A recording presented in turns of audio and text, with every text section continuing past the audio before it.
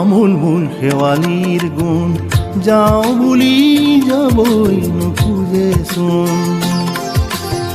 চকুৱে চকুৱে চাব পৰা হ'লে দেখিলোহেঁতেন বেলিৰ মুখৰ ৰং।